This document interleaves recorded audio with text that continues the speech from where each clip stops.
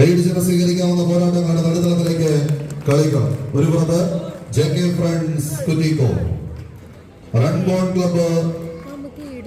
Asramam sponsor ചെയ്യുന്ന പടയാളികൾ, എതിരാളികൾ Krishna cafe hotel Kollam sponsor ചെയ്യുന്ന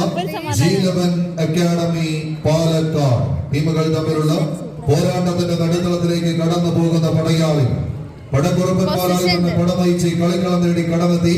ഇതിന്റെ കളിത്തട്ടകത്തിലേക്ക് കളിയാവേശത്തിന്റെ തീരം തൊടുന്ന പോരാട്ടവുമായി ആവേശം പോരിശയ്ക്ക്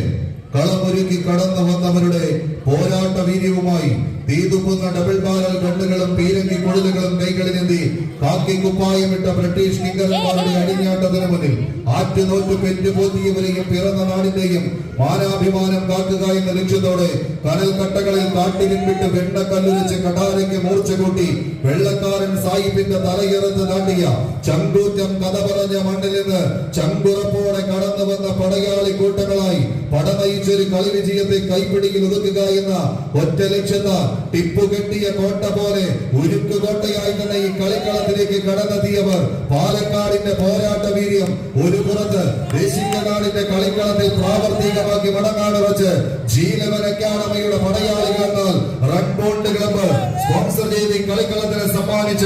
JK ഫ്രണ്ട്സ് കുറ്റിക്കോൽ കാസർഗോഡിന്റെ പടയാളി കൂട്ടങ്ങൾ കളിയാവേശത്തിന്റെ നെറുകയിലേക്കൊന്ന് പട നയിക്കാൻ ഉറച്ച് കടന്നു വന്ന പടക്കുറുപ്പന്മാരെ ചേർത്ത് കെട്ടിയ ഒരു പോരാട്ടത്തിന് തട്ടകമൊരുക്കി കടന്നെത്തിയവരുടെ പോരാട്ട വീര്യം കൊണ്ട് കഥ പറയുന്ന കളിത്തട്ടകത്തിലേക്ക് ചുടുചോറയിൽ വാർത്തെടുത്ത പോരാട്ട വീര്യവുമായി ചങ്കൂറ്റം കഥ പറയുന്ന തട്ടകത്തിലെ പടയാളി കൂട്ടങ്ങൾ കൈയടിച്ചവര് കായിക പ്രേമികളുടെ കൈയടിത്താളം കൊണ്ട് സമ്പന്നമാകുന്ന കളിത്തട്ടകത്തിലേക്ക് നടന്നു കയറുന്ന പോരാട്ടം എതിരെ നിൽക്കുന്ന വമ്പന്മാരെ തീർക്കാൻ ജന്മി തമ്പുരാക്കന്മാർ കളത്തിലിറങ്ങിയ കുമ്മാട്ടി കോലം കെട്ടിയ മുണ്ടൂർ മാടന്മാരെ പോലെ അപ്രപാളികളിലെ അയ്യപ്പൻ നായരും കോശിയുമായി തന്നെ ഈ കളിക്കളത്തിലേക്ക് നടന്നു കയറാൻ ആശ്രമത്തിന്റെ ക്ഷേത്ര മൈതാനിയിൽ അലകടൽ ആർത്തലയ്ക്കട്ടെ, കൊടുമുടികൾ തകിടം അറിയട്ടെ, ഭൂമിയും വാനവും അത് രണ്ടായി പിളരട്ടെ, കളി വിജയം കൈപ്പിടിയിൽ